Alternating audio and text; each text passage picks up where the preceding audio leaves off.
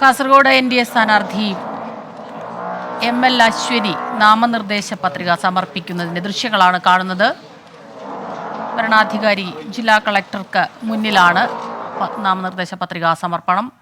അരുൺ പാറയ്ക്കൽ ചേരുന്നുണ്ട് കൂടുതൽ വിവരങ്ങളുമായി. അരുൺ, വലിയ റോഡ് ഷോ ഉൾപ്പെടെയുള്ള ഘോഷയാത്ര, വലിയ ആഹ്ലാദത്തിലാണ് പ്രവർത്തകർ. ആ രീതിയിൽ തന്നെയാണ് ഇപ്പോൾ പത്രികാ സമർപ്പണവും നടക്കുന്നത്. വിവരങ്ങൾ. വലിയ ആവേശത്തിലാണ് 300-ലധികം പ്രവർത്തകരുടെ വലിയ അകമ്പടിയോടുകൂടി തന്നെ ജില്ലാ കളക്ടറുടെ ചേംബറിലേക്ക് ML അശ്വിനി എത്തിയ അല്പസമയം മുമ്പ് എത്തിയത്. ഇപ്പോൾ ജില്ലാ കളക്ടറുടെ ചേംബറിന് മുന്നിലാണ് 2 സെറ്റ് നാമനിർദ്ദേശ പത്രികയാണ് പ്രധാനമായും ML അശ്വിനി ജില്ലാ കളക്ടർക്ക് സമർപ്പിക്കുന്നത്. ജില്ലാ പ്രസിഡന്റ് ഉൾപ്പെടെ, ജില്ലാ പ്രസിഡന്റ് രവീശ് തന്ത്രി കുണ്ടാർ ഉൾപ്പെടെയുള്ള ജില്ലാ നേതൃത്വമാണ് ML അശ്വിനിക്ക് അനുഗമിച്ചുകൊണ്ട് ഈ ജില്ലാ കളക്ടറുടെ ജില്ലാ വരണാധികാരിയുടെ ചേംബറിലേക്ക് എത്തിയിരിക്കുന്നത്.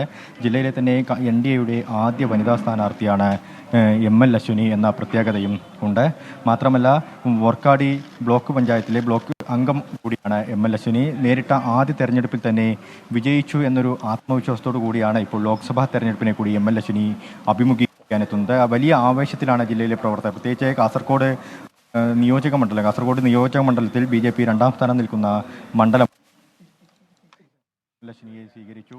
തുടർന്ന് 500 മീറ്ററിലധികം വലിയ റോഡ് ഷോ ആയാണ് ഇപ്പോൾ ജില്ലാ ഭരണാധികാരിക്ക് മുന്നിലേക്ക് ഈ ML സ്ഥാനാർത്ഥി എത്തിയിരിക്കുന്നത്. ഇപ്പോൾ 3 ഘട്ടം പ്രചരണം, NDAയുടെ പ്രചരണം ജില്ലയിൽ നടന്നു കഴിഞ്ഞു. ഈ ലോക്സഭാ മണ്ഡലത്തിൽ നടന്നു കഴിഞ്ഞു. വലിയ ആളുകൾ, അതായത് ജനങ്ങൾ, വോട്ടർമാർ വലിയ സമീപനത്തോടുകൂടി സ്ഥാനാർത്ഥിയെ സ്വീകരിക്കുന്നു എന്ന് സ്ഥാനാർത്ഥി അല്പസമയം മുമ്പ് നമ്മളോട് പറഞ്ഞിരുന്നു. വലിയ ആത്മവിശ്വാസത്തിലാണ് NDA പ്രവർത്തകരും അതുപോലെ തന്നെ സ്ഥാനാർത്ഥിയുമുള്ളത്.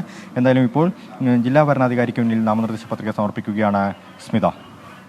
അരുൺ പാറയ്ക്കലാണ് വിവരങ്ങൾ നൽകിക്കൊണ്ടിരിക്കുന്നത്. കാസർഗോഡ് NDA സ്ഥാനാർത്ഥി, വനിതാ പ്രതിനിധി കൂടിയാണ് ML അശ്വിനി നാമനിർദ്ദേശ പത്രിക ജില്ലാ കളക്ടർക്ക് മുന്നിൽ, വരണാധികാരിയായ ജില്ലാ കളക്ടർക്ക് മുന്നിൽ സമർപ്പിക്കുന്നതിൻ്റെ ദൃശ്യങ്ങളാണ് കാണുന്നത്.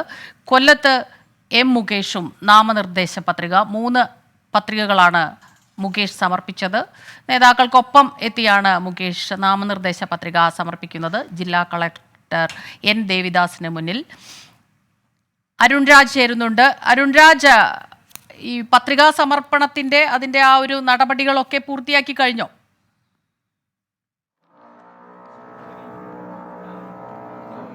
സ്മിത, പത്രികാ സമർപ്പണത്തിന്റെ അവസാനഘട്ട നടപടികളാണ് നടന്നുകൊണ്ടിരിക്കുന്നത്.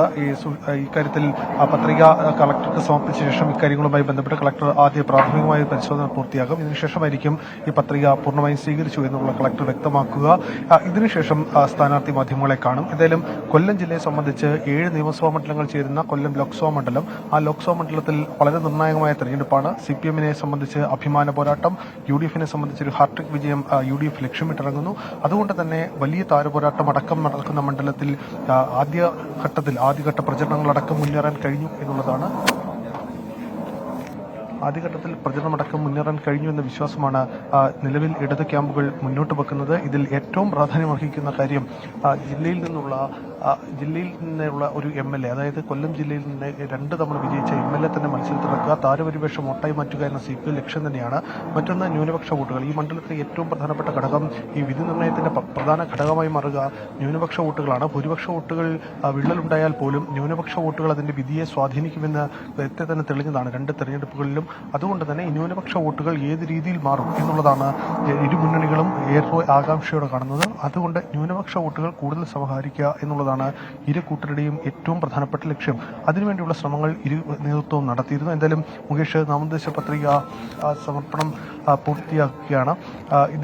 കൊല്ലത്തും കാസർഗോഡും സ്ഥാനാർത്ഥികൾ നാമനിർദ്ദേശ പത്രിക സമർപ്പിക്കുന്നതിന്റെ ദൃശ്യങ്ങളാണ്. വിവരങ്ങളുമായി അരുൺ പാറയ്ക്കൽ കാസർഗോഡ് നിന്നും, അരുൺ രാജ് കൊല്ലത്തു നിന്നും ചേരുകയായിരുന്നു.